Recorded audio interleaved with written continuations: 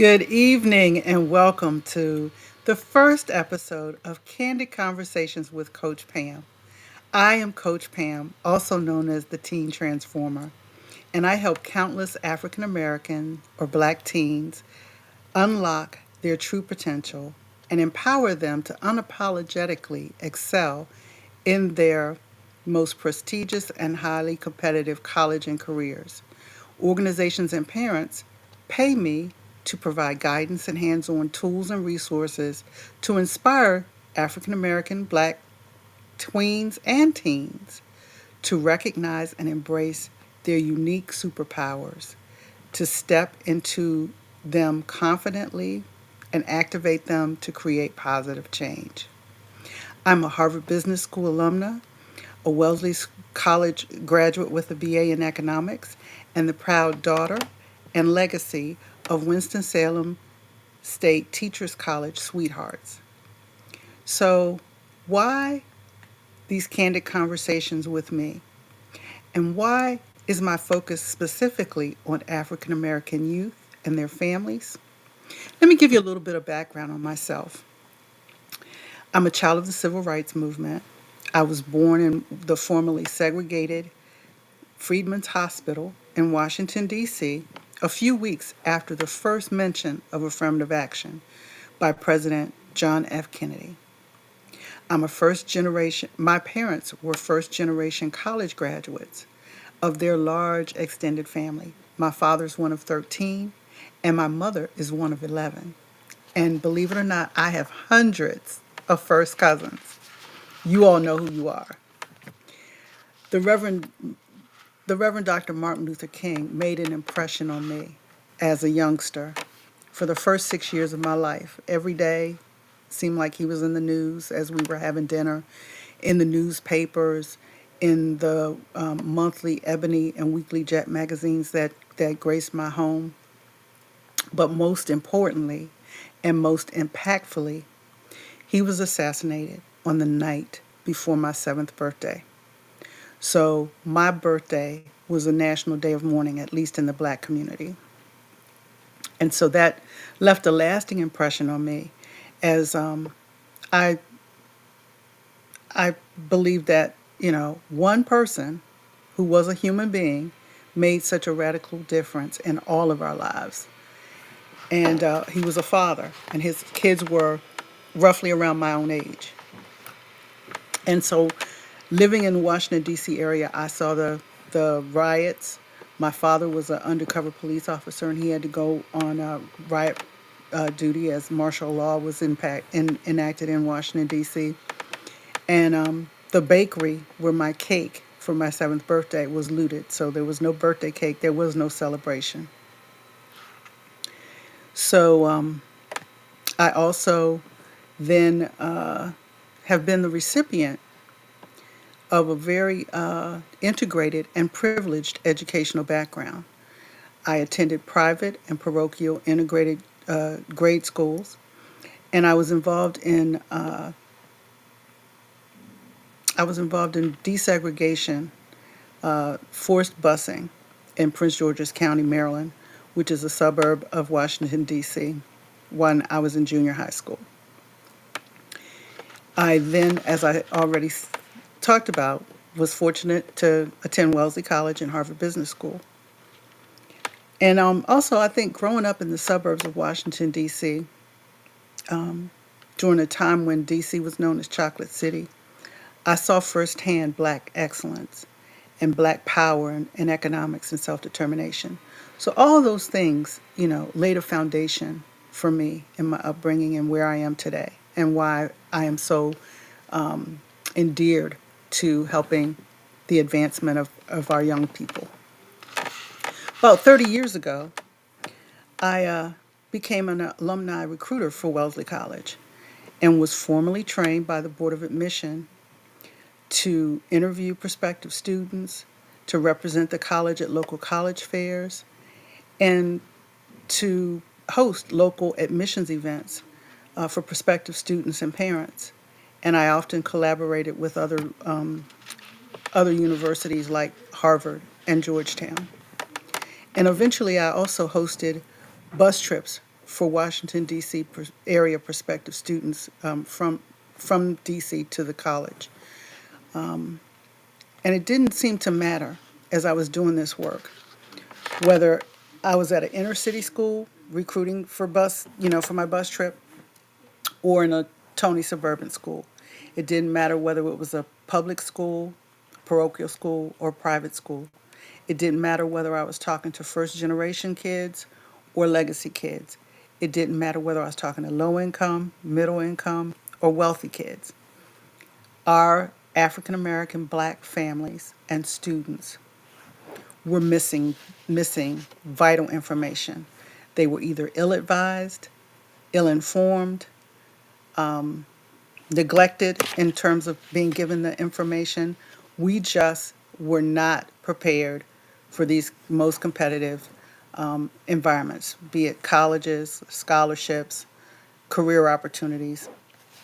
And so it really compelled me to make a difference with this information that I was now privy to, this insider information. Let me share a couple of stories with you that really, tugged at me, that, you know, made a difference in me staying true to this work. One of the first times I hosted a bus trip of young people, there was a young lady on the trip, and I told all of the young ladies when we came back from Wellesley, I was like, okay, if Wellesley is something that you are really interested in and you think you might want to apply, definitely be in touch with me, because I want to be your alumni recruiter, and I want to make sure that you present the best presentation to the college. And so one young lady whose name was Keisha definitely contacted me and said, oh, I definitely am interested in going to Wellesley. Well, as I looked at Keisha's background, she wasn't very competitive. In fact, it was going to be a real stretch for her to get in. But I said, I'll work with you. And at this point, of course, I would love for her to go to Wellesley. But my concern is for her to get into the best school, given her background, right? So I started working with Keisha, talking to her regularly. She was a student athlete. She had been a basketball player, and that had been her focus for most of her high school years. And so I said, Keisha, you now have to really get focused on your schoolwork. Your transcript is very up and down. So she got focused. She did the work. We crafted her essay. We made sure that her presentation was tight. And when April came and I got the report of who had gotten admitted, Keisha wasn't on my list, but as I said, I wasn't surprised. But what was surprising was a few days later, I got a phone call from Keisha's dad. And he was, you know, just effusively, thanking me. Oh, Miss McNeil, I just really want to thank you. And I was holding the phone. I'm like, I'm confused, right? Like, she didn't get in. Why is he thanking me? So I basically said to him, sir, I'm sorry. Keisha didn't get in. I don't understand. Why are you thanking me?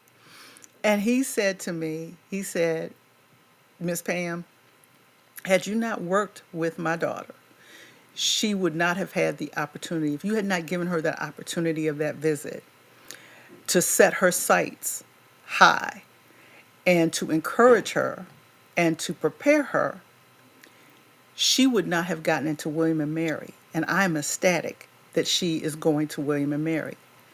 And so I thank you for those things, setting her, showing her an opportunity, having her set her sights high, encouraging her, and then helping prepare her.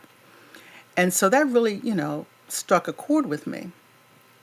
But then around the same time, one of my high school friends who had gone on to Harvard undergrad was doing some of the same work as I. And so we would often see each other at these local college fairs, and they would run in succession almost monthly, right, during the school year. So early in the school year, I saw him at one of these functions, and we got to talking, and he said something to me about, have you seen this young lady, Cynthia? And he seemed really enthusiastic about Cynthia. And of course, as he told me a little bit about her background, she was an inner city kid, single parent household, a real superstar, and one that he was excited about. Now, remember, this is a alumni recruiter for Harvard. And so, of course, if he's excited about her, I'm thinking to myself, well, I'm going to keep an eye out for Cynthia, because if Cynthia's this superstar, maybe I can convince her to consider Wellesley. So the next time I saw him was a few weeks later. I don't know how it came up again, but Cynthia came up again. And he said, oh, I found out that Cynthia was admitted early admission to Johns Hopkins, which means, for those of you who are not aware, it means that all hands off. Like, he cannot entertain her. When you apply early admission, you are basically signing a binding agreement that the one school you are applying to is the one that you will attend. And once you are admitted, you are not entertaining any other schools. So he was kind of, disappointed about that. No problem. So, third time I see him in the school term. This time again, Cynthia comes up in our casual conversation, and he says he was really, down in the mouth, and I'm like, "What's up?" And he says, "Found out that Johns Hopkins heard that Cynthia's mom, who was, a very, much an advocate for her child, and very much, out and about trying to make sure that her daughter had the best opportunities. Because again, as we know, this child was a superstar. They heard that she had either applied to other schools or was talking to other schools or what was entertaining other schools. So Johns Hopkins rescinded her admission. That means no more admission to Johns Hopkins. And at this stage in the year, it was like nobody, Harvard wasn't going to be able to talk to her. Like, she was out of luck. And so, we both were looking at each other like heartbreak, because we both understood that this was a situation where the parent just was uninformed, was ignorant of the rules of the game. But the universities, both Harvard and Johns Hopkins, felt like the parent was trying to game the system. And we both knew that that wasn't the case. And so this was, again, one of those situations. And as I shared this story with some of my Wellesley alumni friends, okay, again, other Ivy League educated friends, they were all like, I didn't know about that either, right? So even if you are well educated, even if you're not, it's like you may think you know the best or you want the best for your kid. If you are not in on all of the ins and outs, which the rules of the engagement change regularly, then you cannot really advise your child in the best way, and what they should do and how they should do it and the strategies and whatnot. So this was another instance where I was just, you know, again, heartbroken, but it's instead of just being heartbroken, both he and I know and recommitted ourselves to doing this work. Like, the more we pound the pavement, the more we're out there, the more we get out and spread the word, the more we can empower parents, families, and then the students to make the best choices, make the best presentations, get the best opportunities that are out there. So I also, over the years, in addition to being an alumni recruiter for the past 13 years, I've served as a scholarship committee member, and for 3 years as a board member of my church's foundation that provides scholarships to local high school students, graduating high school seniors who are going off to college. And so over those years, have reviewed annually hundreds of applications, interviewed dozens of students before we selected recipients for scholarships.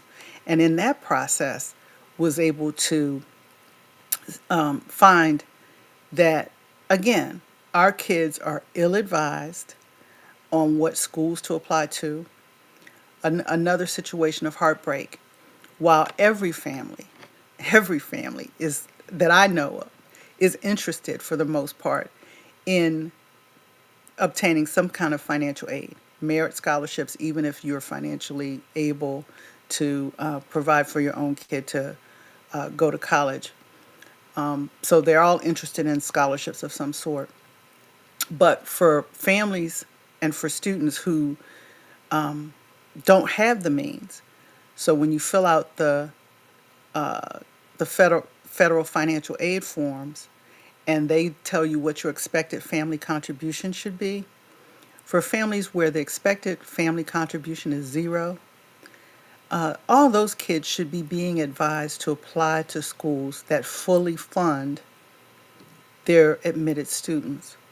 And by that, what I mean is there are schools, over 100 of them in this country, that if you are admitted and your expected family contribution is zero, you will pay zero to go to school. But there are some very popular schools in this country that I would see every year sitting on this scholarship board where young people who don't have the means would apply to these popular schools, and their tuition, room and board, 60, $70,000. And the schools would only offer those kids like $30 or $40,000 in scholarship aid. So they would come to our foundation board seeking additional outside scholarships to close that gap that was like $20,000, $30,000. No counselor in their right mind should allow those kids to apply to those schools because, how heartbreaking is that for a kid to then have, an admission to a good school and they're not able to attend? So, all of these things are part of my why, right? Um, I believe we all are born as geniuses. We all are born with inherent talents and gifts and the abilities to excel and can excel academically. And so I've been these places, I've seen these things, I know it's possible for our kids. And so, in the tradition of Harriet Tubman and Frederick Douglass, another part of my why, I think being raised in the state of Maryland, but also this close, suburbs of Washington, D.C., not far from the soil where Frederick Douglass and Harriet Tubman grew up and liberated themselves. In the spirit of Harriet Tubman, I consider myself a 21st century Harriet Tubman. And Harriet Tubman used the Underground Railroad. And instead of the Underground Railroad, I'm using what I consider to be 5 ships to freedom. And those 5 ships are citizenship, scholarship, leadership, stewardship, and entrepreneurship. So they may sound good, but what do you mean, Pam? What is that, right? I feel like initially when I started doing this work, it was mostly about the scholarship. I want to make sure these kids do well in school. I want to make sure that they have the best academic records, that they take the best, get the best test scores and whatnot. But it's not just the scholarship, right? Because you get these kids on these college campuses, predominantly white institutions, and even some of the historically black institutions. If they're not grounded in knowing who they are and knowing whose they are and knowing what their rights and responsibilities are as citizens, they're not gonna make it. They're not gonna be able to survive or thrive. And so citizenship is giving our kids a firm foundation in knowing who they are. And some of that is a bit of our Black history, not just in this country, but in the world, understanding if they know what their ancestral history might be, but also understanding who they are in terms of being a citizen of a city, county, state, and then of this country. There are hundreds of thousands of people who risk their lives every day to come into this country to get the rights of citizenship. And for centuries, African Americans, blacks have been targeted to be disenfranchised from those same rights. And so we need to be reminded, and we need to remind our young people all the time of those rights. So that's the citizenship piece. I've also already talked about the scholarship piece. Leadership piece, I'm not talking about every kid has to be captain of their sports team or president of their student government or homecoming king or queen. Those are great, you know, examples of leadership, but every young person is a leader in his or her own right. Every young person can stand out in some way, and we need to encourage that. I think as parents often want their children to fit in. They don't want them to feel like they've been left out of a situation, but it is their ability to be comfortable with standing out and stepping up and speaking out in a leadership capacity that is monumental to their success in life and definitely in college. And then there's stewardship. We don't often hear or talk about stewardship, but stewardship is based on a biblical principle that we are owners of nothing, but simply stewards of things. And so, under that banner of stewardship, I think it's vitally important for our young people to understand money. And not just understand money, but to become masters of money. Our history in this country has been one of free labor or underpaid labor or manipulated, and discriminated against in the labor markets. And so often we only want to know how to work for money, hustle for money, become the money is what we work for. And, heretofore, there's nothing wrong with that. In fact, that's how we have advanced. But it is now time for us to become masters of the money and to truly learn how to make money work for us, because that's how the powers that be, those who have true wealth in this country, that's what they do, is they have their money work for them. So stewardship is one in which we learn how to become masters of money. And then philanthropists. Back in the Reconstruction era, when a lot of these historically black colleges were being formed, they were done so by philanthropists. And those people who founded these institutions, churches, and schools did not consider themselves to be wealthy. But we all have the means to do similarly and continuing to endow these institutions, churches, colleges, universities, but other nonprofits and other organizations that support us, and also rebuild our communities and our business and entrepreneurs and enterprises. So we come to understand all of that, our economic power with stewardship, and we change our view from being consumers to being producers. Because again, if we understand our history, we have a long history of that. We just need to be reminded of it and encouraged to continue it. And so, as last but not least, is entrepreneurship, which every young person isn't going to start their own business. Every young person is not going to run their own business or run someone else's business. But every young person in the 21st century needs to consider themselves as an independent contractor. and as their own boss. I'm not suggesting that they shouldn't learn how to be a good employee or a good team member or to be able to take direction. But the reasons to trade time for dollars that we learned when I was coming up is no more. We did that so that we could get a pension. Those are unheard of today. We did it because we got paid medical health insurance. Nowadays, you as an employee are paying the majority of those costs, if not all of those costs. We used to be able to get time off, and or you would work a certain set number of hours, right?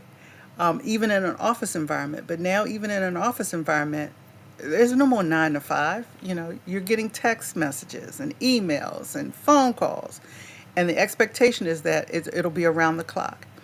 And so, post pandemic, most people aren't even trying to go back into the office because we've learned that you can work remotely because all of those expectations of sort of 24/7 are existing, and we have been operating within those parameters. So, what I'm suggesting is we need to be teaching our young people to be fluid and to be always up to date with our skill set, our resumes, understanding what our value is in the marketplace.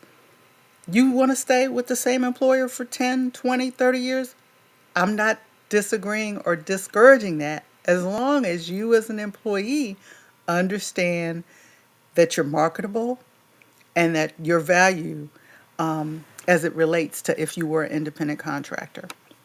But also encouraging young people to understand that they can have a side hustle, that they can build their own businesses, that they can have an independent contractor mindset and be masters of their own destiny. So that's the fifth of the five ships. But then I guess there really is a sixth ship, which is relationship, because we can't have any of those other five ships without that sixth ship, relationship. And a lot of times we hear people, and I'm sure you, if you're a parent or if you work with young people or even amongst your peers, have heard the old adage that it's not always what you know, but who you know. And I take that a step further. It is what you know, it is who you know, but it's even most importantly who knows you. So I work with our young people to make sure that they understand that it is important that people know who they are and have, great things to say about them. So as I wrap up tonight, these are the type of conversations. This is just an overview of who I am and what I'm about, and the fact that I want to come on weekly. I anticipate having guests and having these candid conversations with you about the advancement of our young people and how we can best prepare them for success in life. And so I look forward to this time. And so if you can, set aside your Sunday evenings at 7 p.m. Eastern to spend a little time with me. And if you can't make it on Sunday, hopefully you'll be able to listen to the replay. I'm trying to keep it short to about 30 minutes so that in the future, if you're driving somewhere or you're waiting for an appointment or whatever, these conversations will be short enough and meaty enough that you'll be able to have some takeaways. So I appreciate everyone who's been on tonight with me. I had a presentation, all kinds of nice graphics, but as we know, sometimes technology is not in agreement with us. But I'm just so happy that I have this opportunity to spend with you, and I look forward to bringing some more candid conversations to you, some really compelling guests. I want to bring some current college students on for you to meet and to hear from. I want to bring some folks in the admissions arenas I want to bring some career folks. Uh, I love to have candid conversations with people who are doing some really interesting things. So I look forward to future conversations. And so, with that, good night.